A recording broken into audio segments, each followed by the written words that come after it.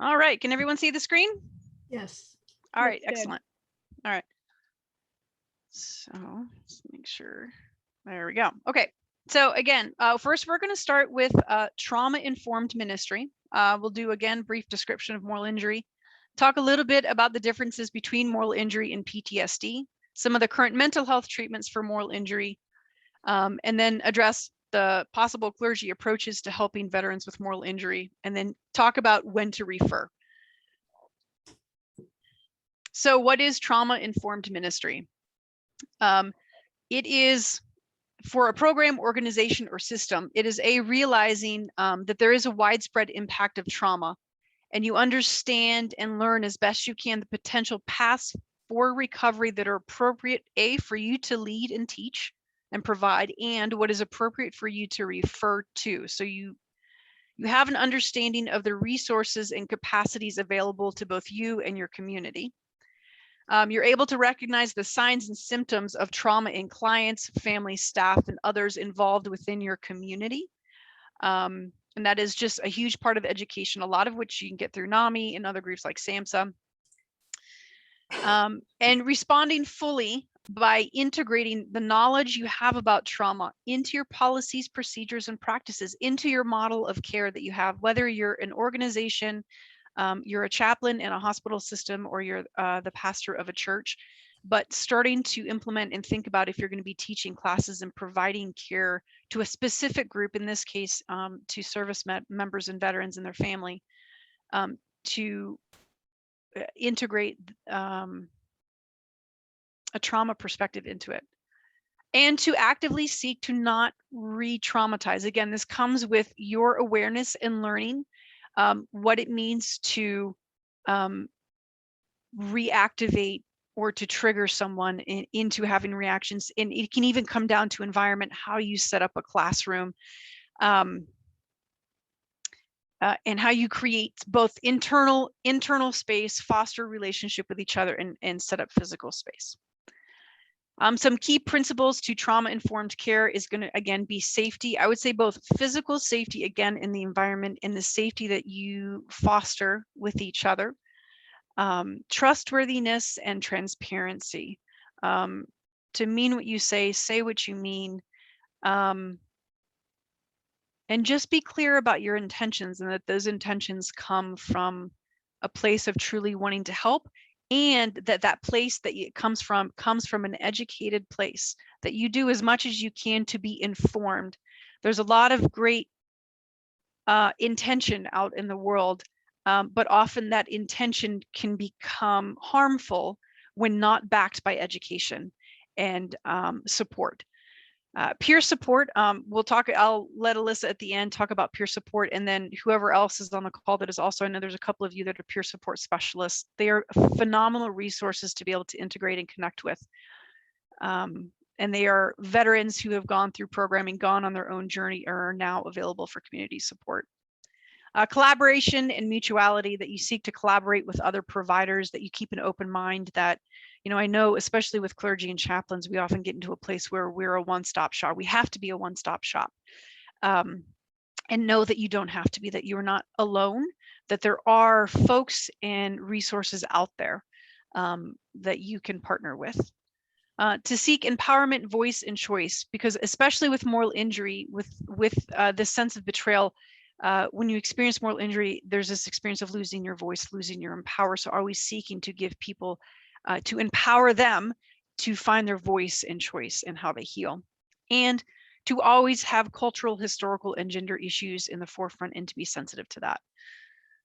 And so, and this comes directly from SAMHSA, the website at the bottom of the slide. So please feel free to go there and read more about what trauma-informed care can look like. So the question I will ask, what are morals? So either you can speak up or throw it in the chat. No, you do not have to be a pastor to be here. This is geared, my languaging is geared towards clergy, but a lot of it can be not clergy. And if you aren't clergy, I would encourage you to partner with someone on here who is clergy, especially when we get to the the different phases and the topics, because clergy, we kind of specialize in shame and guilt and forgiveness and restoration and reconciliation and ritual. So morals, personal rules, right and wrong, internal life guidance. Yes. Where do our morals come from?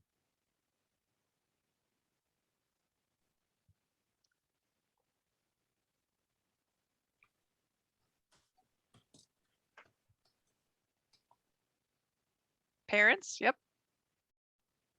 Maybe religion. Mm-hmm. Morals, a personal set of values that direct the way we interact with other people. Yep. Yeah.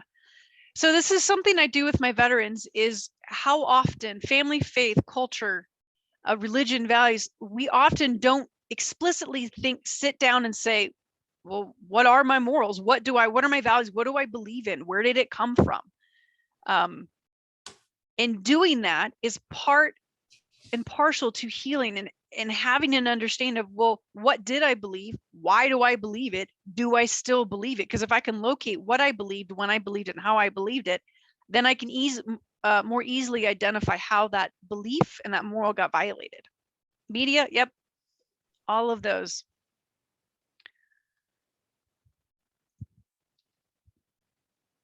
So what is moral injury? So there's about 17 working definitions of moral injury. It is not currently in the DSM-5. It is not a mental health diagnosis yet.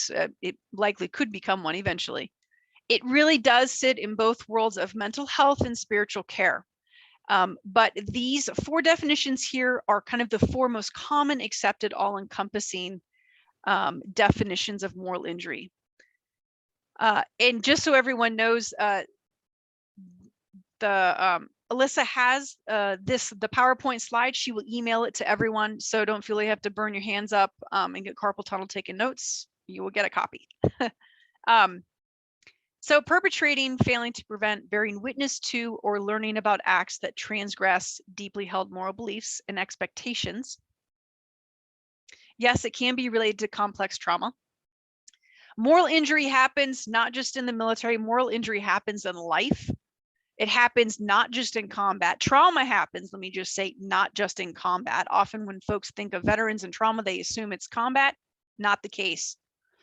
Trauma happens in a lot of different locations in life, and so does moral injury. Moral injury is a disruption of an individual's confidence and expectations about one's own or others' motivation or capacity to behave in a just and ethical manner. It is brought about by bearing witness to perceived immoral acts, failure to stop such actions, or perpetration of immoral acts, in particular acts that are inhumane, cruel, depraved, violent, bring about pain and suffering and death of others. What's important about this is the perception. Your perception of how the world should behave, how others should behave, becomes disrupted or gets violated. It is a betrayal of what's right by someone who holds legitimate authority in a high-stakes situation. Stress resulting from witnessing or perpetrating acts or failures to act that transgress deeply held communally shared moral beliefs. And Jim said, some theologians believe we're born with a set of morals and that society, if we allow it, works to redirect the original set. Yes, I would agree that there's a lot of folks out there that would say, you know, our moral beliefs are partly God-given and ingrained, and that it is through life that we learn how to we learn to be immoral or choose immoral acts, right? And there's a lot of nuanced theology depending on what you believe.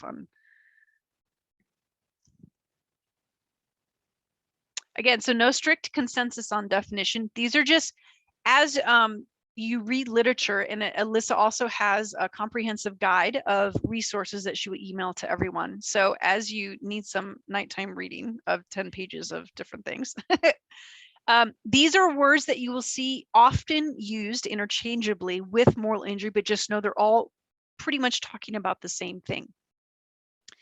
A moral affront, moral distress, moral pain. Now, moral pain within the mental health world and in the VA world, we define that a little differently. Life values injury, moral betrayal, moral perpetration. Now on this pastoral care spiritual side, you're going to hear soul loss, soul wound, soul injury, spiritual injury, religious injury. And now within the pastoral care world, a lot of the scholars are trying to kind of claim and name their own definition of moral injury. And again, they're often one and the same. They're just going to use a different language to talk about and treat the same thing. So for the next couple of slides, the definitions that I'm going to be working from are these. Moral pain is going to be the experience of dysphoric moral emotions and cognitions in response to a morally injurious event. The moral suffering is going to be the avoidance behaviors that a person engages in that are in response to the pain. And these can include substance abuse, depression, suicidality, anger, abuse, isolation, overworking, etc. It can become a very, very long list, but know that they are behaviors that people participate in to avoid experiencing the pain, to avoid the memory of the moral injury, and then the moral injury itself.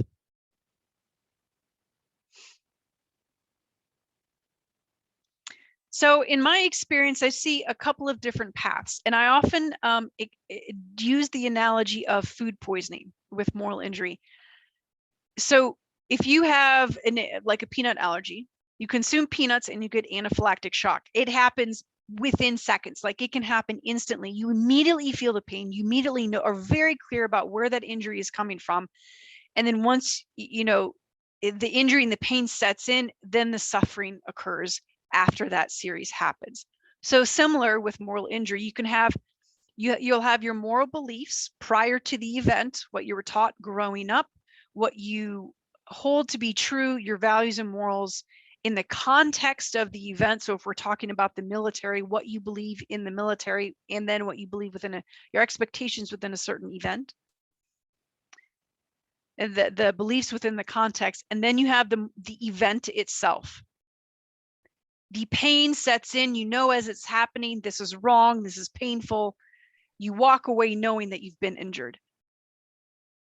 And then your suffering behaviors start because you're trying to avoid the pain and the injury. And these little blips around it, the little bubbles, are just things that I've heard people say in response to how they experience moral injury. The other way that I've seen that it can happen is you still have your moral beliefs prior to the event. You still have your moral beliefs established in the context, but you feel the pain first. So this, again, back to the analogy of food poisoning, maybe eat some bad lettuce or bad sushi, and it takes 24 to 36 hours for it to set in, for you to know and feel the pain and the sickness and the yuck. And then you got to think back, well, what have I eaten in the last 36 to 24 hours, 24 to 36 hours? So the pain sets in. And then you identify, maybe time passes, and this could be years, right? This could be months, it could be years, it could be decades. And all of a sudden, and maybe at the same time, you've had suffering behaviors layered in there. So the suffering and the moral identification of the injury itself can be interchanged here. But you identify at a certain point, I have an awareness, I have this new insight. Maybe you started in therapy, maybe you retired and you have nothing to do but think. And all of a sudden you're like, now I know what happened.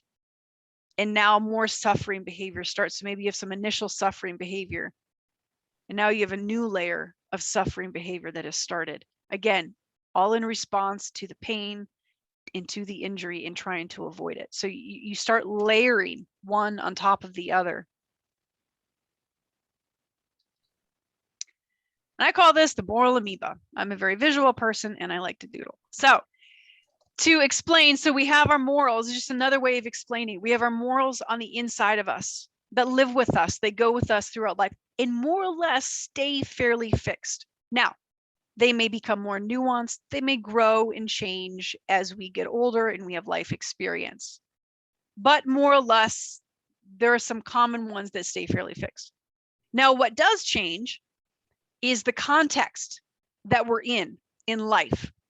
So each arm of the amoeba are specific contexts, and within each context, there's a specific set of values and moral beliefs that exist. Now they might be common, everyone might hold the same one. So say we, like in this presentation alone, however many people we have present, we have that many different sets of values and morals. Now, we might all hold a lot of the same ones, but essentially there's going to be some ones where we believe a little differently, right? And so imagine going through life, every event and every traumatic event that you experience, every moral injury, within that context, you have the individual moral beliefs and you have the communally held moral beliefs all coalescing into a moment, into an event, right? And that flexes and changes. And that's why it's helpful to understand what your morals are and to be able to say, this is where they come from. This is how they've changed. I can now look at the others and at least acknowledge that they have theirs. And then this context has its own, and be able to, as much as you can, specifically identify. Self-hated behavior, is that in response to suffering behavior? Yes. Yeah, so a lot of self-hated, that would go under shame. I would say shame, a sense of shame and guilt. A lot of those behaviors can come from that place, based on what happened, based on what the event is. But yes. So here are some religious examples. I would encourage you to read these. Each are very unique, and yet do still share the common themes of moral injury. And I teach these to my veterans. We'll do each week, we'll do a different story. I would say, with the caveat, part of being trauma informed when you share these stories is that, like Sodom and Lot's family, like that's a graphic story, right? And so preface with, we're reading this story and there might be some things that might be a little activating for you, but know that you're in safe space. And we'll get into the details of how to manage that. But just know that these stories, moral injury is not pretty. No trauma is. But these are good resources. So I'm going to invite you to just take a minute and see if you can think of a story from your own tradition. Now that you have, 10 minutes of moral injury training, see if you can't think of something, a story that you could use, and share it in the chat.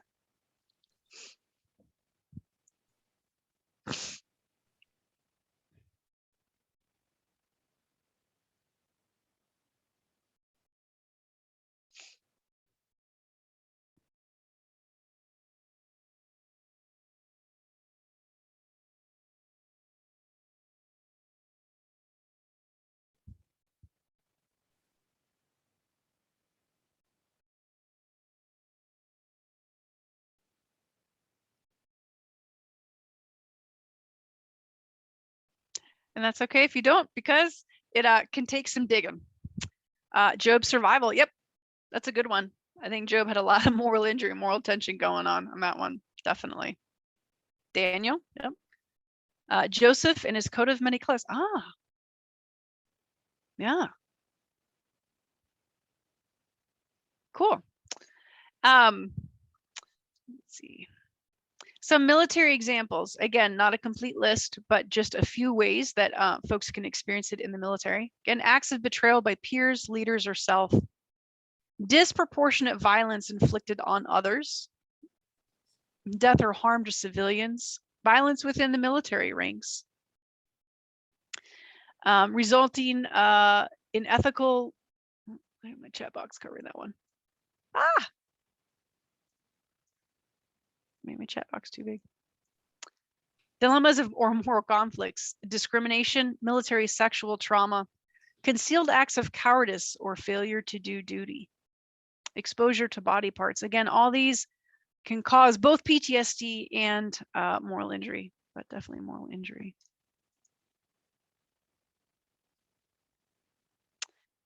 Some more moral challenges of war. Again, not a complete list, but just a little bit. Dehumanization of the enemy. Killing, survivor's guilt, grief, encountering and handling human remains, participation in torture or atrocities, betrayal by authorities, and doubt about goals or the mission, or why, you're often folks too, I've heard why they even joined is different than why they are in or when they look back. And that can cause them some moral stress. Moral injury is definitely in the eye of the beholder. Moral transgression is, again, subjective because our morals are unique to each of us. So it's going to be based on everyone's moral standards, expectations, and interpretations of those moral beliefs and the world. It is based on perception of values and morals within a specific context, based on the community values, again, back to that moral amoeba and how you have all those different value and moral sets coalescing, and based off of religious teachings of the community. So here are some moral injury symptoms, things for you to be aware of in folks as you assess them, talk to them, get to know them. And a lot of these are going to overlap with PTSD in a lot of them, especially the biological and physical stuff. Definitely into the physiological, emotional injury, and social. You would see a lot of this overlapped.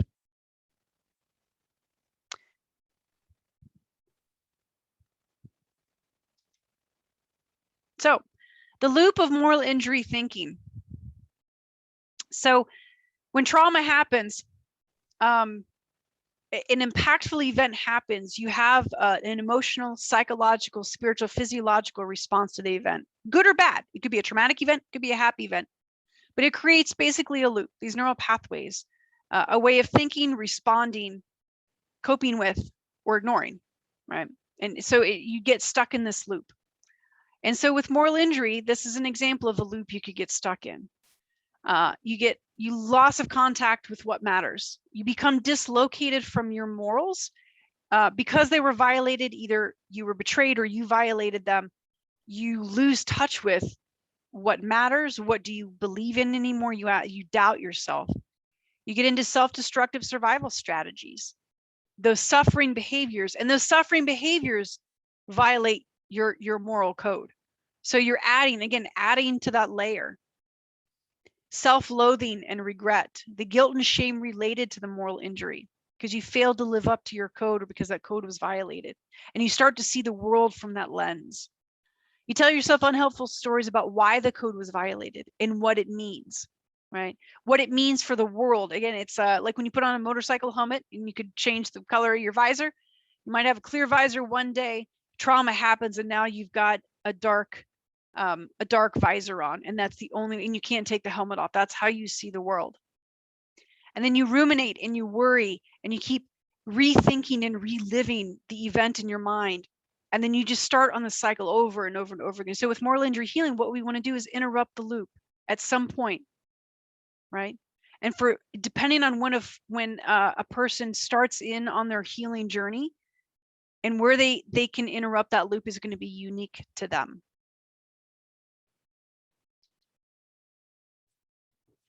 So something to be aware of when service members discharge from the military. They're removed from the military context. Now, for some, it was a really good context, a sense of camaraderie, a common language, a common understanding and knowing of the world. Maybe the world made sense. Maybe it didn't. Like you could have both sides. They're not with a group of people that understand them, that they have likely shed blood with, had intense experiences with, both good and bad. They come back to friends and family who, for no fault of their own, don't understand, or maybe are not educated to understand and don't know how to respond to this new person or to this person that is in front of them. Maybe the veteran no longer understands their own actions, again, because they become dislocated from their sense of identity, from a sense of what guides them. They can feel disconnected from community, feel out of place in daily life because of the moral transgression. Definitely in faith and religious crisis, and with a sense of perhaps maybe they feel like they're going to be punished by a higher power or God for what they did or didn't do, right? Yes, you can have PTSD and moral injury. In fact, we're going to talk about it now. So PTSD is a physiological response to a life-threatening event. Again, so you have an impactful event, life-threatening event that causes a cascade, creates a cascade of physiological responses to that memory. So your brain, when you remember something, especially with PTSD, and your body is having that physiological response, it doesn't know, your brain doesn't know that it's not in that event. Your brain is telling your body that event is currently happening. Whereas moral injury, you're going to have the feelings of guilt and shame and anger and the outrage and the betrayal, but you don't necessarily have to have all of those intense physiological responses to the memory like you would with PTSD. Where they overlap is avoidance, re-experiencing the memory, mood changes, a little bit of physiological arousal. With PTSD, you would also maybe experience some shame, guilt, anger, and outrage. And it really, the distinction is it's a violation of morals versus a physiological response with PTSD and moral injury. But a lot of these really are, again, are going to overlap quite a bit. Here's another way to look at it. This is from Moral Injury and Repair, which is a really good resource. It's down at the bottom. And you can see it's broken down where you can see, exposure to actual or threatened deaths, serious injury, or sexual violence versus acts that violate deeply held moral values. You witness, you are the victim or direct exposure, witness, victim, or fail to prevent. Intrusive symptoms, avoidance, yes, on both sides, cognition and mood. With PTSDs can be persistent fear, horror, anger, guilt, and shame. With moral injury, guilt, shame, anger, betrayal. Arousal and reactivity, PTSD, yes. Moral injury, no. What necessity is lost with PTSD? It's a sense of safety. With moral injury, it's a sense of trust and faith in others. So some of the current mental health treatments available to veterans that's done, especially in the VA, impact of killing in war, which focuses on self-forgiveness and making amends. Adaptive disclosure, it's imaginary dialogue with the lost person, or a guided dialogue with a forgiving and compassionate moral authority. And acceptance and commitment therapy, which focuses on present moment awareness, values, committed actions, selfless context, acceptance and diffusion. And I encourage anyone who hasn't yet to register for the webinar with Chaplain Morris and Chaplain Widmer, because they have some really awesome programming at the Portland VA that specifically incorporates acceptance and commitment therapy. And I know there's folks in here who have been through that programming and could really speak to it. So I encourage you to sign up for that because they are also a great resource in your area. The two of them, amazing chaplains. So let's see. Any questions? Went through that pretty quick, which means we just have more time in the second half. Again, maybe it's something that you talk about from the pulpit, or maybe your community does foster it, but in a community way, have it get to a place where you can understand what that community believes and holds before you start providing care. Again, so that you as an individual in a community can own what is yours and have an understanding and be present to authentically what is somebody else's. And it just creates more clarity in also struggling.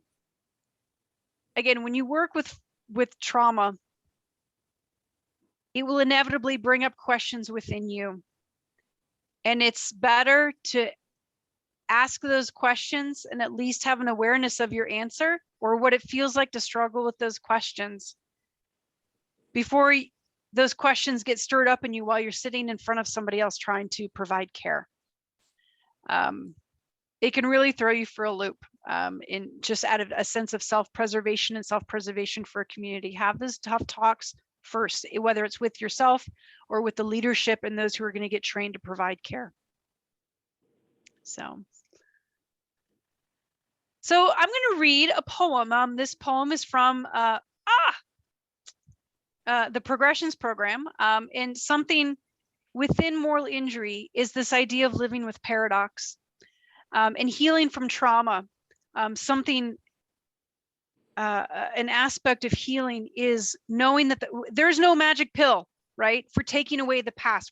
There's no time machine. We can't go back and undo the past. We can't make it not be there.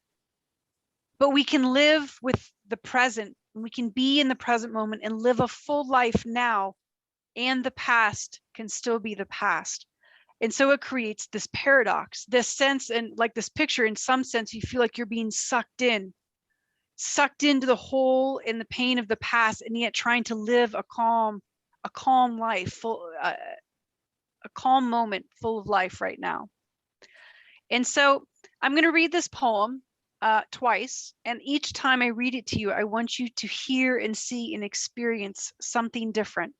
Now, you're welcome to close your eyes, read along, stare down at the floor in whatever way you can participate, you feel comfortable and safe. It's called Paradox by Gunilla Norris. It is a paradox that we encounter so much internal noise. When we first try to sit in silence, it is a paradox that experiencing pain releases pain. It is a paradox that keeping still can lead us so fully into life and being. Our minds do not like paradoxes. We want things to be clear so we can maintain our illusions of safety. Certainty breeds tremendous smugness. We each possess a deeper level of being, however, which loves paradox. It knows that summer is already growing like a seed in the depth of winter. It knows that the moment we are born, we begin to die. It knows that all of life shimmers in shades of becoming, that shadow and light are always together, the visible mingled with the invisible. When we sit in stillness, we are profoundly active. Keeping silence, we can hear the roar of existence. Through our willingness to be the one we are, we become one with everything. It is a paradox that we encounter so much internal noise when we first try to sit in silence. It's a paradox that experiencing pain releases pain. It is a paradox that keeping still can lead us so fully into life and being. Our minds do not like paradoxes. We want things to be clear so we can maintain our illusions of safety. Because certainty breeds tremendous smugness. We each possess a deeper level of being, however, which loves paradox. It knows that summer is already growing like a seed in the depth of winter. It knows that the moment we are born, we begin to die. It knows that all of life shimmers in shades of becoming, that shadow and light are always together. The visible mingled with the invisible. When we sit in stillness, we are profoundly active. Keeping silent, we can hear the roar of existence.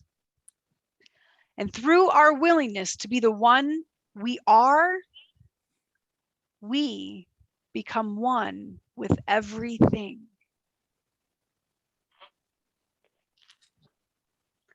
What did you hear? What did you see? What did you experience? What does that poem mean to you?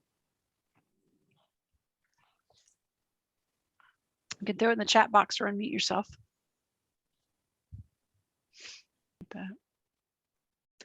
So again, this is just one small practice that you can do in a group that brings folks into a different, not everyone's into poetry. You could use song, you could use music, but it's just a tasting of what a practice can be to bring someone into a present moment, to think about something in a new way that they haven't thought about before. So So addressing moral injury through exploring larger social, cultural, and religious contexts. So at the core, you're going to want to facilitate healing through ritual, revisioning, and recentering. In some areas to look at and consider as you're developing any sort of moral injury program. Again, what is your community narrative about trauma? There might be some difficult conversations or just clarity needed about how does your community want to address trauma and what is the narrative around it. And this might be a theological narrative also. What cultural beliefs exist in your community about healing? What theologies exist in your faith about healing? What does your theology say about God's presence during trauma? Where was God when the bad stuff was happening? Huge question a lot of people ask. Is there a right answer, wrong answer? It's going to depend on you and your theology. How does your community respond to traumatic events? Do you have any sort of plan, safety plan? And how has it responded in the past? These are all areas to consider before you even embark on creating and developing. And there's no set time. You know, if you are one person creating a community, then just maybe sit down and journal. If you have a mentor or someone that you work with, talk through some of this stuff for yourself. Again, part of more inclusivity in with the trauma-informed care. Again, having a deeper understanding of where you're located with these topics so that when you provide care, you know. A little bit of all of it. So someone asked, when I say community, do I mean literal geographical community, population you work with, agent? All of it. Wherever you are located and you want to, where you're going to provide care to folks. So community, it could be where you live. Maybe you start a community group. Community could be maybe at your place of business. Moral injury definitely happens in the workplace. Maybe you're going to do a moral injury group within your church. Maybe you're going to do a moral injury group with parents from school post-COVID or during COVID, right? So community is wherever two or more are gathered, right? And you have a common belief and reason for being together. So another way of thinking multidimensional when looking at moral repair, body, people's basic needs need to be met, enable for them to do this deeper work. Food, clothing, housing, we'll go into some of that later. The mind, being able to tolerate intense negative moral emotions, assess culpability of themselves and others, clarify distorted thinking. A lot of that stuff can be done in therapy. And community, what is the community that can be or is built around providing care and holding, what I would say, holding and creating sacred space, sacred being set apart, being it an object or time and space, but something that is sacred space and set apart, safe space for people to do this work in. And then there's spirituality, the God, prayer, meditation, religious practices, and being able to foster and connect to a sense of beauty and goodness. We're all elements of healing. So community support. Why are community members so important? You're crucial for coping. Community serves as a protective factor. A community can provide evidence that the world is benevolent and has meaning, that a person has meaning within that community. That person, that the survivor is worthy of being cared for by others, is worthy of being a part of community. And then with pastoral care, you have an understanding confidant. You have someone who specializes in your particular theology, a way of believing. And within groups, you have many communities. You know, you can have a larger community, and even within that, have even smaller communities that are more specialized. All in the realm of providing care. Why clergy, spiritual communities, and community members? Again, why you're important. Well, with clergy members, we're specialists in guilt, shame, forgiveness, restoration, ritual. Clergy serve as a moral and ethical authority, seen as a representative of the divine. Now that can be, again, nuanced based on your theology and what denomination and or religion you're a part of. But often clergy and chaplains are seen as representations of the divine. Going to clergy and community members, there's going to be often less stigma than going to a mental health provider. You're essentially a frontline provider to a veteran and service members and their family. They may go to you first before they seek mental health. You're also a part of that veteran and service member's daily life. Maybe not literally daily life, but maybe weekly life. And depending on the community, maybe it is daily life. You're with them in a different way. And religious and spiritual communities are already built around common morals, values, and resources. So it is an excellent place if someone feels dislocated to come and locate themselves back or anew in a way that is meaningful for them right now. And, well, there's more of you than there are of me.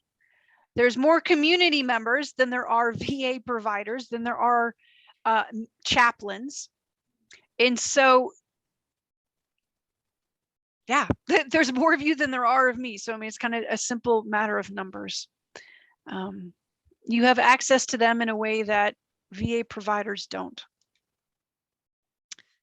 Having a veteran support group, it's going to foster community building, maybe less threatening due to there can be a different level of comfort. And with other veterans, normally it's easier for us to talk to other veterans because we know on some level there's going to be a common knowing, common knowledge.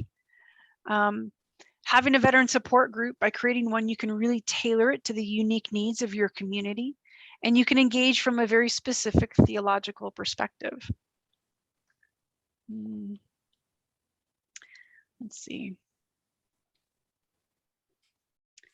Yep, the community needs trauma-informed care for providers as much as consumers, and that is a topic in our current Access to Healthcare work group. Wow, that's excellent. Yeah, I would be curious to see within your context, what are those difficult conversations that you identify and that people are willing to have? Definitely. So, how to create a group? I broke it down into 5 phases. Okay. The first phase is the assessment phase. Now, if anyone is a mental health provider or a clinical chaplain, this term will be familiar to you. But what I mean by assessment is assessing a person's need for moral injury work. Now, you could use a great technique as maybe motivational interviewing. You can engage someone with their theological meaning of suffering and about their moral values. And you can use some specific moral injury assessment tools that are accessible not just to mental health providers, but pastoral care providers and clergy and community members. But it's really taking the time to establish a relationship, understand what that person's needs are, and then developing a plan for how you can meet that need, and or if you need to refer them somewhere to get those needs met before they really start into the work, the moral injury work.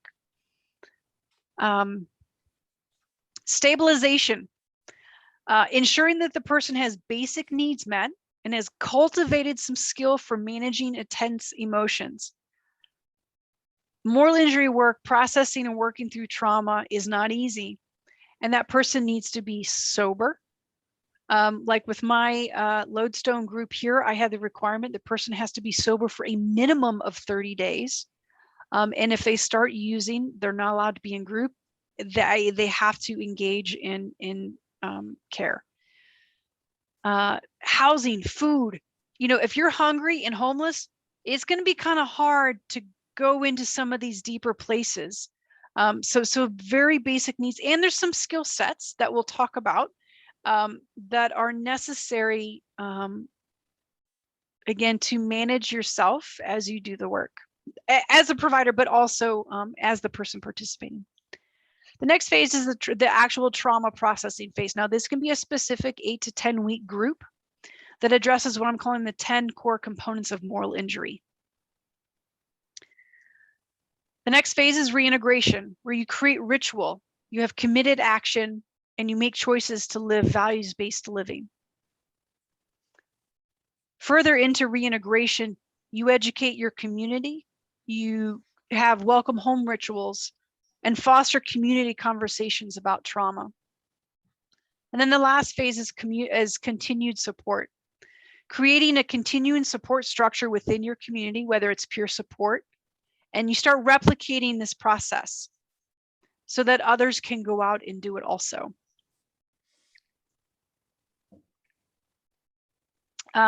Judith Herman, the 3-stage model of recovery, her stages are stabilization, trauma processing, and reintegration. So if you're curious to read about those, that is also a really good resource. And also what the progressions and a lot of the moral injury programming there in Portland is based off of.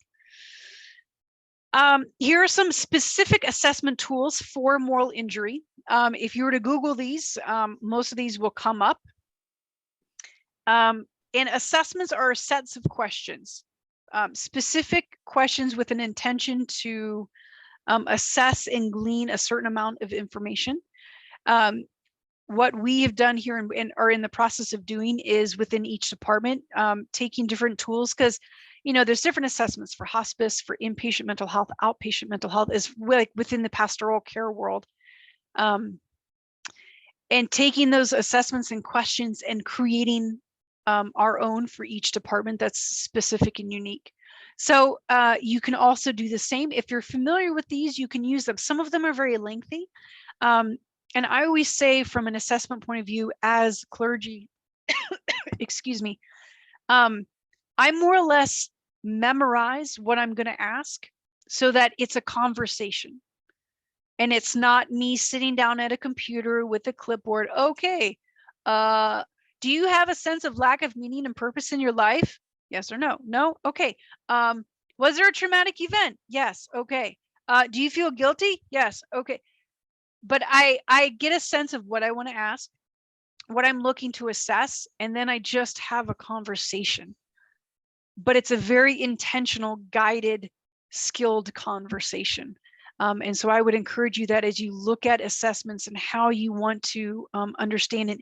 And this also is what starts building the basis for your relationship with that person and fostering a sense of trust.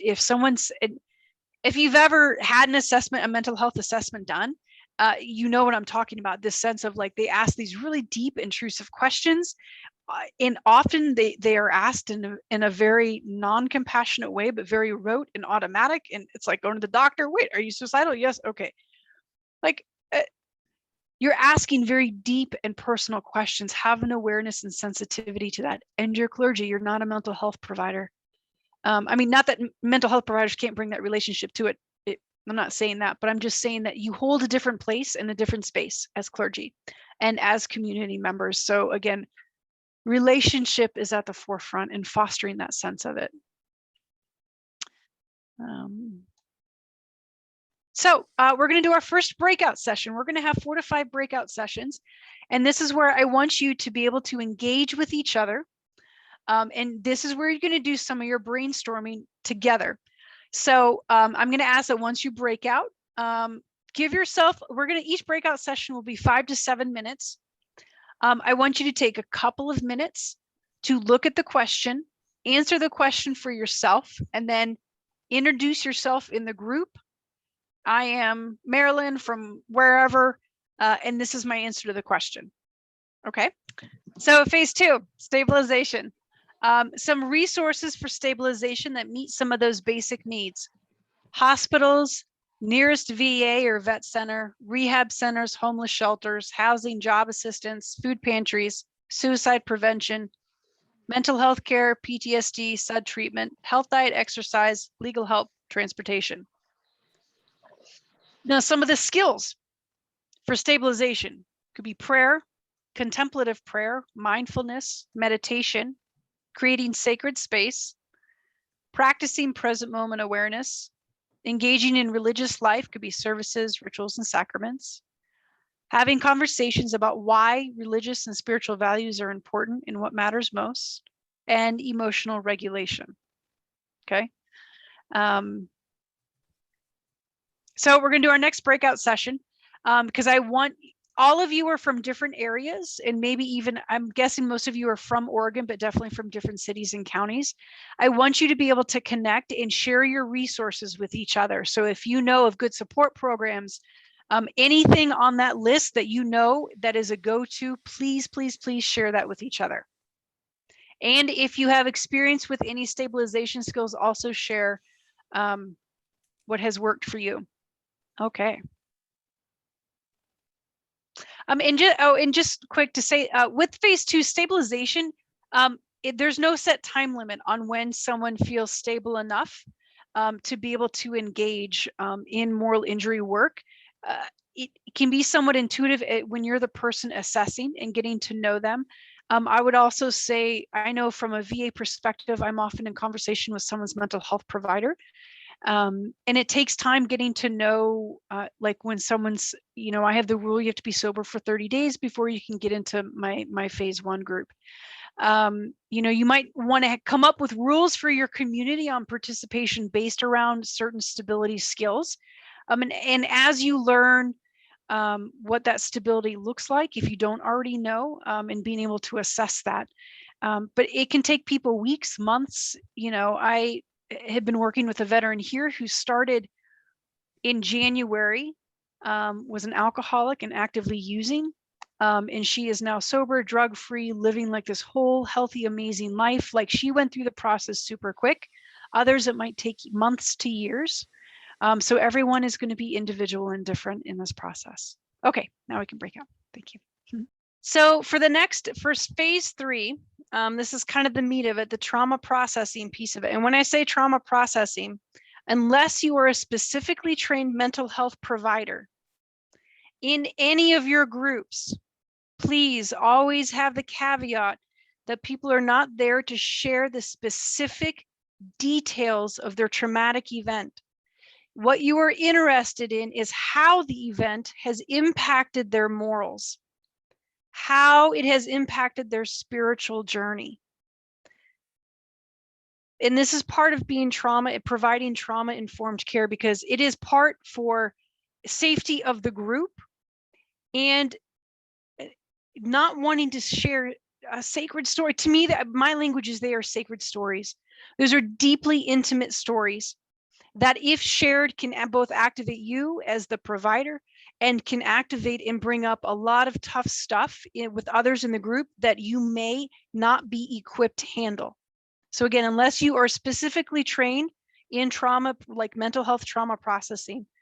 And I always tell folks, when I start a group, I say what I just said, and I say, just know that if I ever interrupt you and I get a sense that you're starting to overshare, I will interrupt you, and know, please, that it comes from a place of compassion for both you and everyone in the group. And that is my commitment to fostering a sense of safety in this group, to not share in the group.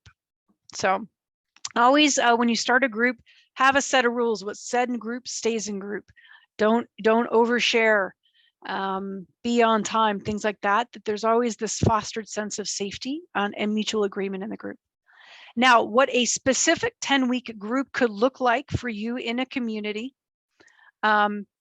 Topics: week 1, introduction to moral injury, a review of stabilization, with the understanding that you've already worked on some stabilization skills with those folks, and maybe you do a specific stabilization group depending on the need of your community or the people involved. And you go over some religious coping skills, whether it's certain types of prayer, meditation, and mindfulness, and you practice. You do a couple of rounds of practice. You practice a couple of different skills in class to make sure that people are ready. You have an awareness that they're ready to start in on the process, that they have a way of keeping themselves emotionally, mentally, and spiritually safe. Week 2, identify the morals that have shaped the person from childhood through to the present moment. What I do is I do basically like a moral mapping or a timeline and say, okay, now let's look at your childhood. What did you learn and who taught it to you? What did you learn and who taught it to you in young adulthood? What did you learn and who taught it to you when you were in the military? And what did you learn and who taught it to you now? What are your morals now? Because it gives you a visual map of your morals, and you can see, so maybe you pick a moral that's specific to the betrayal. I would say be careful with that one, because again, using a specific moral can be very triggering. But if you say pick something small, like when I ask this question group, most times the easiest one is thou shalt not kill. You know, most people default to the 10 commandments because it's kind of what is ingrained in our Western society. But again, also ask that question with a cultural and religious community awareness of where that community is located, and really tailor the questions to meet the needs of that community in that way. Week 3, connecting values to morals and exploring how the morals were violated in the moral injury. Again, this isn't about retelling the trauma story, but asking, how has it impacted you? What was the need that didn't get met? You know, if it was a sense of betrayal, well, you had an expectation that you could trust a certain person or a certain organization, and that trust got betrayed. The next question, theodicy, the nature of God. Where is God when bad things happen? That is, you know, if you are a clergy, that term will be familiar to you. If you're not, it is just the act of asking the nature of God, God's agency to act. Where is God located in trauma? Because this is often a really big question for folks who maybe went in before trauma and had a religious or spiritual practice. And even ask here, what is the difference between religion and spirituality? Because often traumatized folks might have a very different understanding post-trauma what religion and spirituality is. And they might have a different understanding before. It depends on the person. But week 5, guilt and shame, is where you start talking about betrayal and perpetration and the guilt and shame associated with moral injury. Again, if you're clergy, you may have specific teachings in mind that you can think of, maybe sermons that you've already taught, or maybe lessons, books, resources that you've read that have talked really good about guilt and shame. Lean into what makes sense to you, what is going to be easy for you to speak about. I say easy in that you can speak most knowledgeably about, not that it needs to be comfortable, because I don't think guilt and shame is ever comfortable. And if you're comfortable with guilt and shame, tell me how you do it. Week 6, forgiveness. What is forgiveness? And I would say take this topic of forgiveness beyond the theory of a pretty sermon and into the, okay, what literally, physically, what does it mean to forgive somebody or to accept forgiveness? Give it some action, because that will have more meaning and context to folks, especially when they're working with moral injury. Week 7, lament and grief. I would say this is a good place for creating ritual around lament and grief. Grief is something that we do actively, that we actively lean into the pain and lean into the grief, and we acknowledge and look at what has been lost, and we start to say, maybe this is an opportunity to see not what was lost, but what I valued. Because you wouldn't be in grief and it wouldn't hurt if you didn't care about something, someone or something. We are located in grief and loss because we were in relationship with somebody or something. Therefore, we feel grief and we express lament. Now, this can be done through art. Well, I'll talk. There's another slide. I'll get more into it. But a good lament and grief is a good space for ritual. Week 8, restoration and reconciliation. What is your community's narrative about what restoration and reconciliation looks like? Again, another good place for ritual and act in action. Do I have specific? I have what I teach here.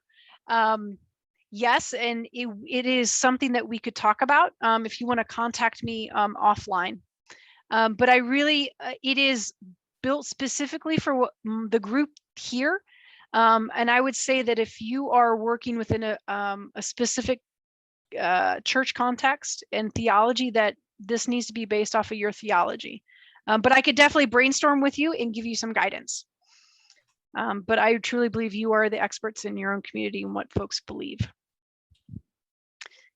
Week 9, committed action that aligns with current values and making a plan. What I mean by committed action is folks saying, okay, I've gotten to a certain point in my journey. I want to live in this present moment. I understand what my values and my morals are now. So I'm going to choose maybe one small thing to do every day or every week that aligns with my values right now. And then help them make a plan. So if it is attending a Bible study once a week, that you help them, okay, how are you getting there? How are you going to create space and time in your schedule? Maybe it's someone that's got a family and a job and, you know, kids and things to go do. How can you encourage them to create that sacred space in their schedule? Right. And then week 10, welcome home ceremony. And I would say this is one of the most important things. And when I mean welcome home, the person is obviously already home, but welcome home into community, a welcome home back to yourself, back to being located in who you are right now. And this is a type of ritual that can look many different ways. And when Chaplain Morris and Widmer do their talk, CWTR embodies this tremendously, what welcome home ceremony looks like. Chaplain Morris is a master at ceremony and ritual, so you can really learn a lot from her about what that could look like, and possibly an invitation to join in as community members as a part of that, I would imagine.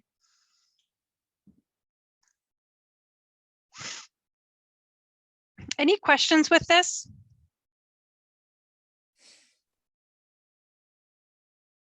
And again, this is going to take some legwork on your end to create and think about what within each of these topics is going to fit for your community. And again, if you want something more specific, contact me offline and I can help you brainstorm. But these are kind of these are the biggest topics that folks struggle with. And it's really one of the best starting points to get folks going, where you can stay, I would say, within your lane as a pastoral and or community provider.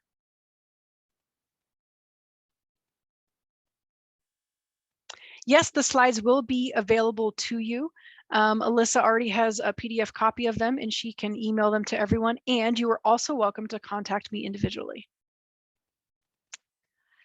What is another name for moral injury group? That's a good question. You could get creative. I would say something that is welcoming, doesn't create too much stigma.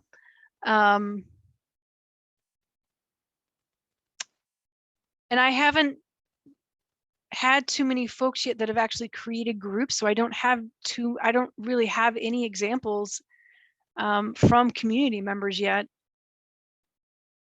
because most people just use it like moral injury group or soul repair group. They use something that's kind of widely recognized already. I'm also not super kitschy and creative in that way. So, but maybe some other folks have some ideas.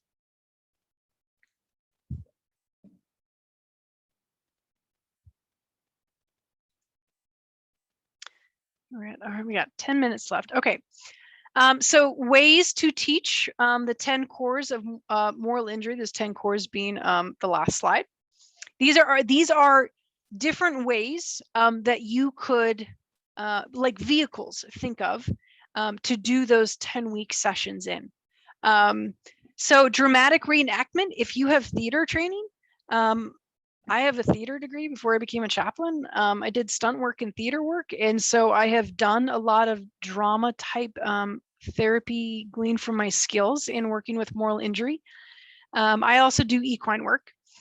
So that is another great one. If you know of any equine specialists in your area, contact me and I can talk you through that. Some of the specific qualifications that make for good equine work. But there are several in the or in Oregon, not so much immediately in Portland, but out in the burbs. art is huge. Art in any form, poetry, writing, music. You know, you could have a poetry writing group where you talk about those and you go through those 10 weeks using art as the vehicle of communication. The worship and ritual, if you maybe engaging within the liturgical calendar, that might be something that you could get a little bit creative with. And outdoor rec therapy, if you know anyone who does, there's different national organizations, and from what I remember, I think there's some groups in Oregon that do outdoor type stuff. You could partner with them and do something outside, because often doing something outside has way less stigma than sitting in a clinical type area. People will feel a little more comfortable and open being vulnerable. So again, these are just some ideas that I have seen work or have been a part of that I know work. So yes, soul crafting. Soul crafting is excellent.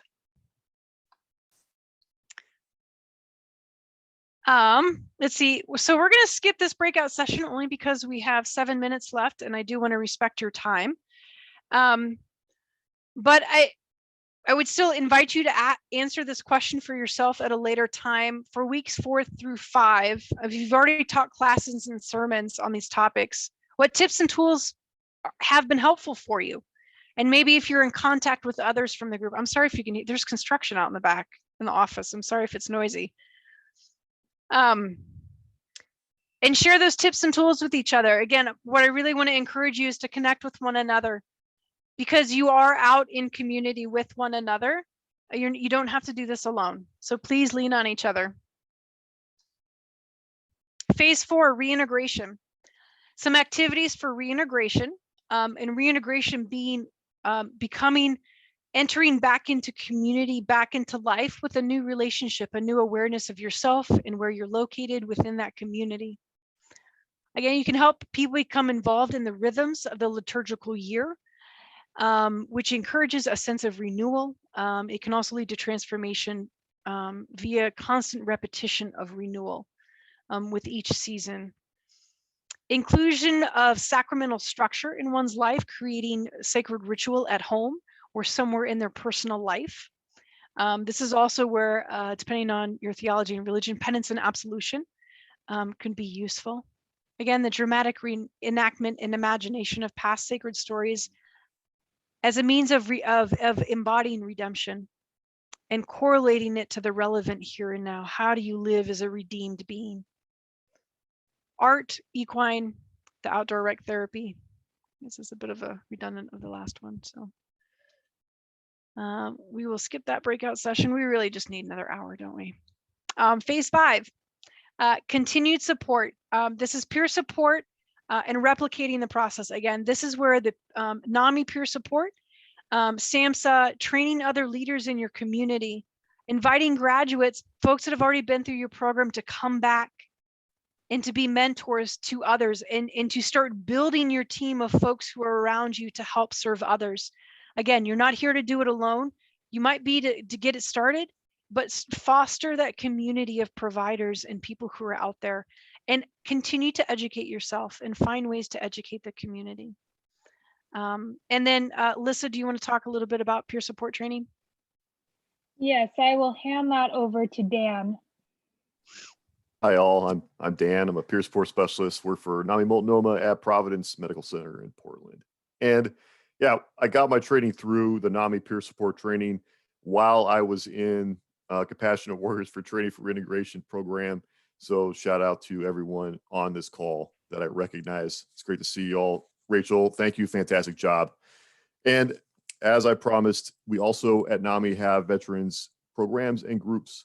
Those include NAMI Connection Veteran Support Group. Selena, this is yours. Support group. It's third Wednesday each month from 6 to 7:30 p.m. Veteran specific peer-to-peer. It's a place to establish, maintaining wellness, recovery, interact with peers, and that kind of thing. I see, recognize a lot of you from that as well. It's great to see you.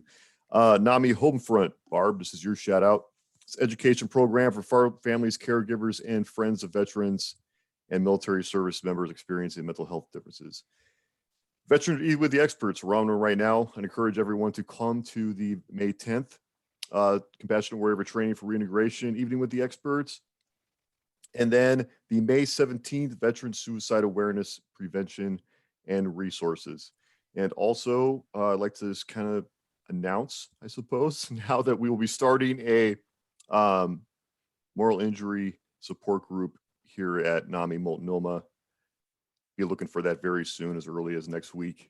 And if you have not signed up for our bi-weekly newsletter, please hop on our website, namimultnomah.org. Scroll to the very bottom right of the page, get any information so you'll get a heads up when that class starts. All of the classes I talked about and everything else is on our page, www.namimultnomah.org. Thank you.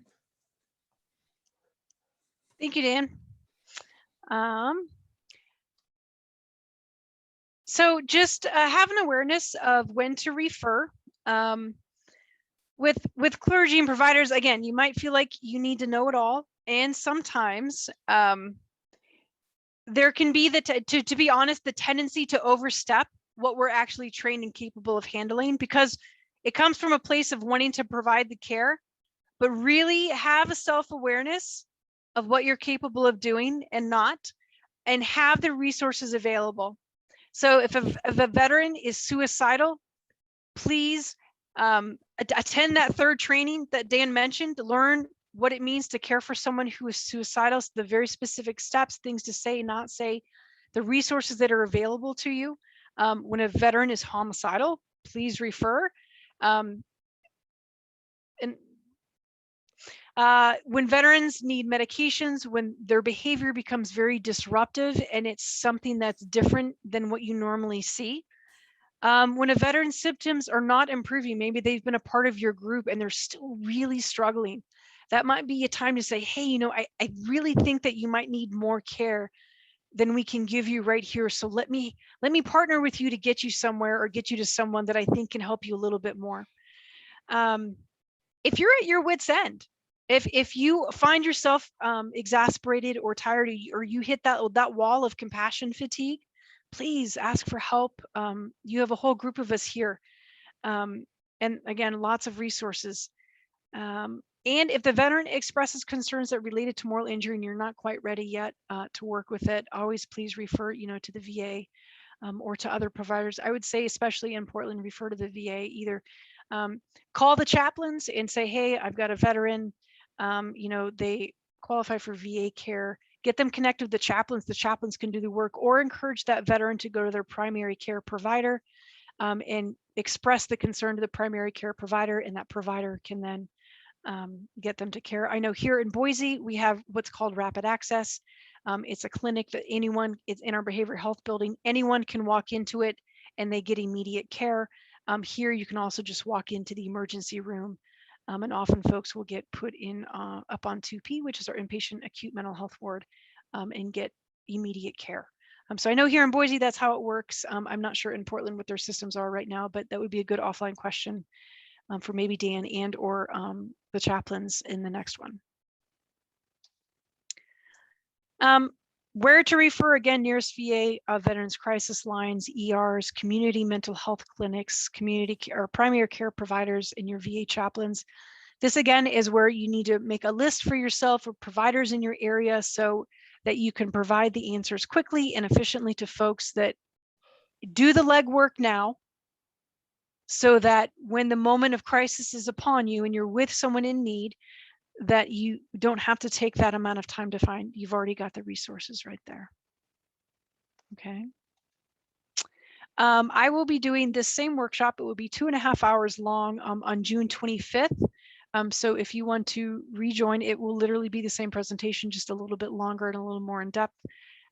Please welcome to join that if you know anyone that would have an interest in joining. I will be doing more trainings on different topics later in the summer also. So yes, please share it with whomever. And here's my contact info. Again, please reach out with any questions and follow up. And if you want any training for your specific community, please contact me and we can dream that up.